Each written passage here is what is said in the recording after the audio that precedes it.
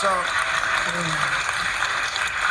let's get back to your thing with take a different tack on this. I mean, because you have made the point very often, Doc, that, you tried to point out how our reactions to threats are very often not rational and not proportional. So I said from the beginning, I thought we overreacted to COVID.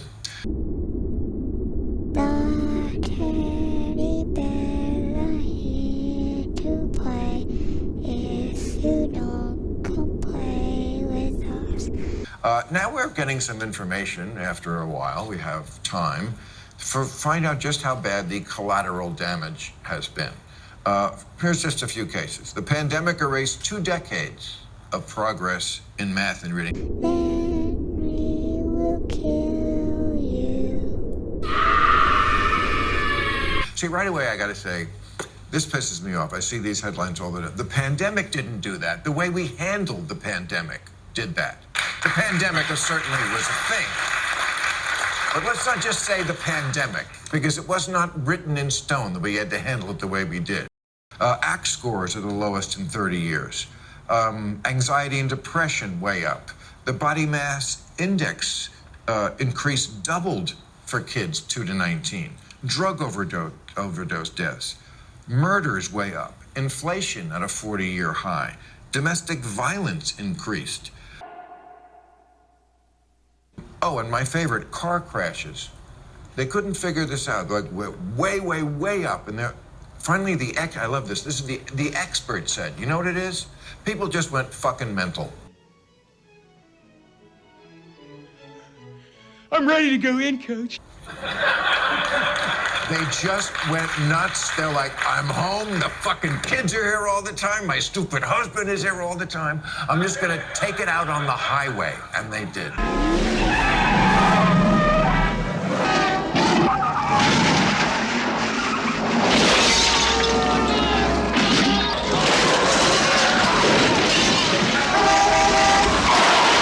There was a group, the Great Barrington Declaration. Yes. You know, these academics, and a lot of them are at Hoover, at Stanford. Hoover Institute. Hoover. I had them on CNN. I put them on regularly on radio, and there was always enormous blowback because they were saying many of the things that you're saying now, only they were saying it in real time. And that's the name of the show. Yeah, I guess what I would add to that is I think one of the great injustices was the rush to judgment as soon as the shit hit the fan. Sparked a shopping frenzy. Empty shelves are a common sight at stores. To clear out every college campus and grad school. It never made sense to me that we sent them back through airplanes and car rides with relatives instead of keeping them right where they were.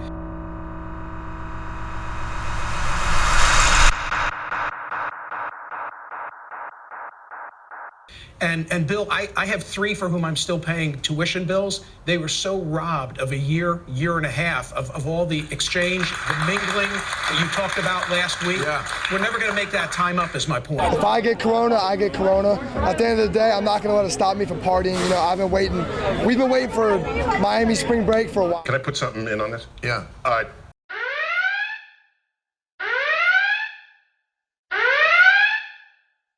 What you don't have is the benefit of the alternative scenarios to see how they would have come out, to be able to judge whether what did happen was a lesser evil than other options that would have unfolded.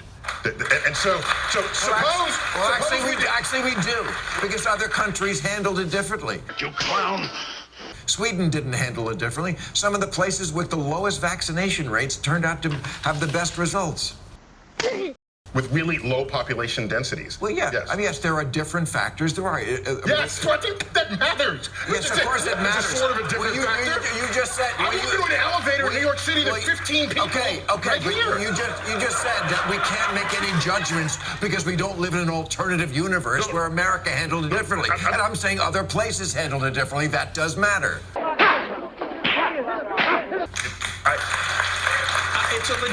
I think it's a legitimate conversation to have. You remember there was talk of herd immunity and how we get there at the outset. If you get an overwhelming majority of the people vaccinated with a highly efficacious vaccine, we can reasonably quickly get to the herd immunity that would be a blanket of protection for the country.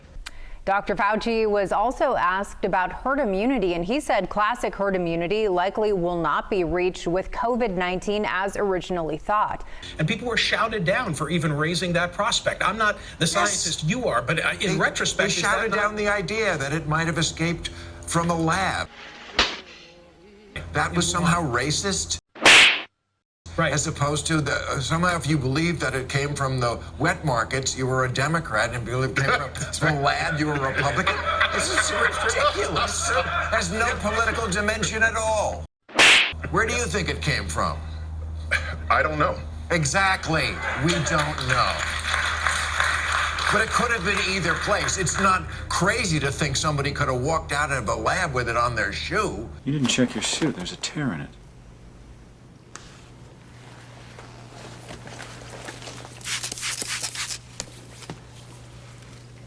It's hard to keep things in There's clearly weaponization programs, bio-weaponization programs around the world. And not even intentionally. Right. Just because it's hard to keep.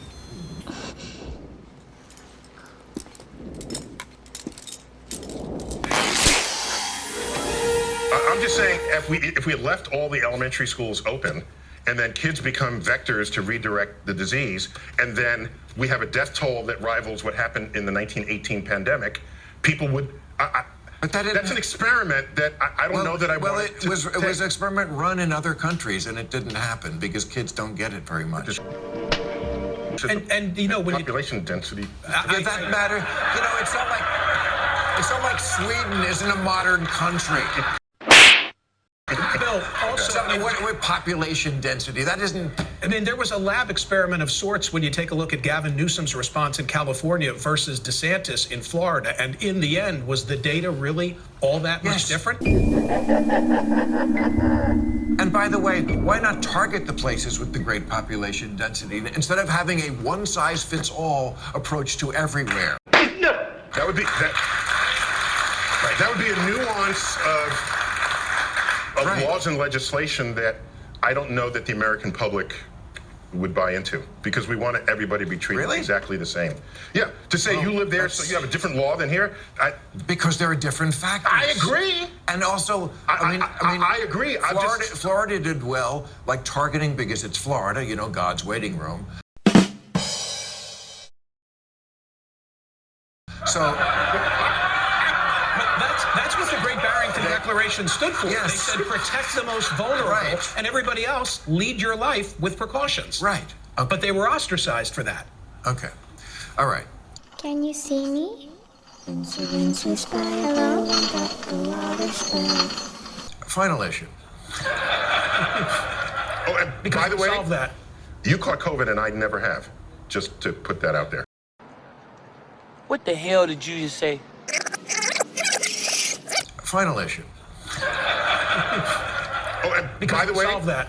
you caught COVID and I never have. Just to put that out there. Meaning what? Meaning, well, I paid attention to medical professional advice. So, okay, first of all, you know nothing about what I did. I'll tell you what happened. I'll tell you I just know that you caught COVID. I'll tell you what happened. What happened? Everybody fucking caught COVID. You probably did too, and you didn't even know it. Oh, okay. Because sometimes it doesn't affect people. Okay.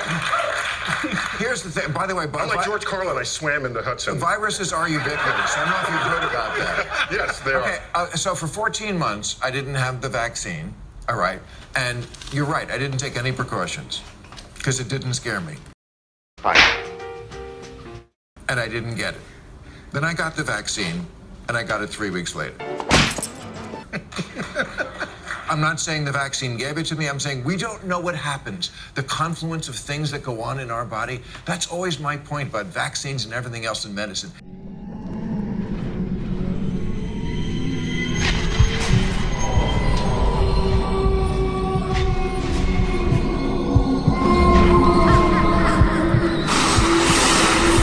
Medicine is almost as crazy to try to figure out as the universe. They just don't know what's going on in there.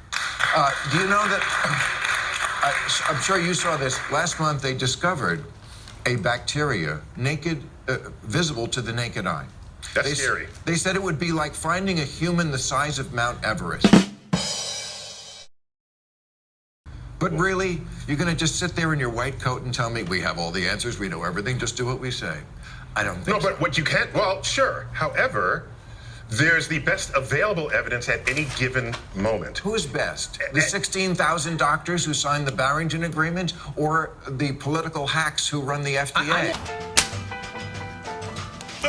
Well, for having the conversation. I just don't like Right, the fact have the conversation. Isn't that what science is? Right. Isn't that what science is? Yeah.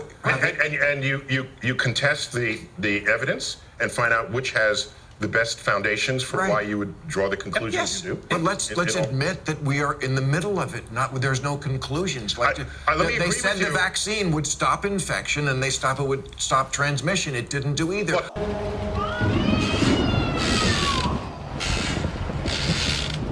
I'm not saying that's because they're corrupt. kept people from dying. Okay. Look at the death rate after the vaccine. Right. I'm not arguing that. I'm just saying. You kind of sounded like you were. I'm not. Okay. You interpolated. I'm saying I just said the things they got wrong. I didn't say, and also it means it's not correct. And on the moving frontier, there will be things that are right. wrong. So if it's moving, let's keep discussing. Yes. Right. Of course. Indeed.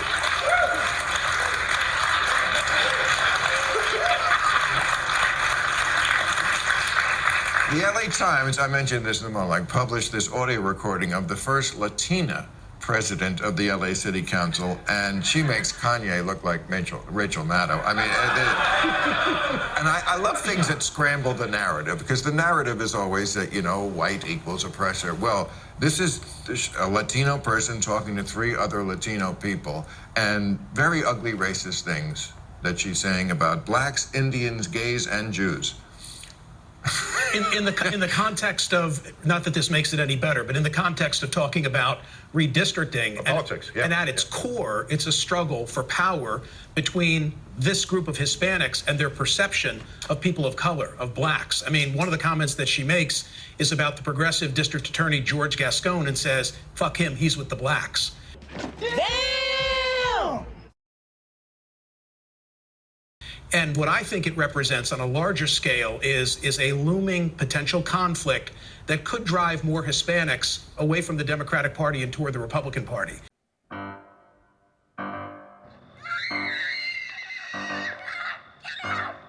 It's all tribal. It's not R's and D's. This time it's by ethnicity.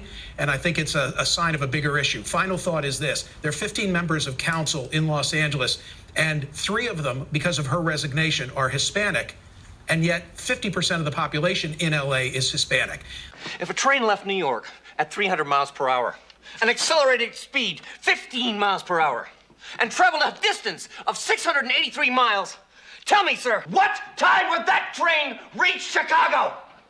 What the fucking delinquent? So the minute you say to yourself, well, geez, then it doesn't sound like there are enough, you're kind of doing the same thing. Because now you're assuming that there needs to be proportionality when in fact there ought to just be good leadership, whatever they look like. All right. Thank you. What time did I hit the train up? You fucking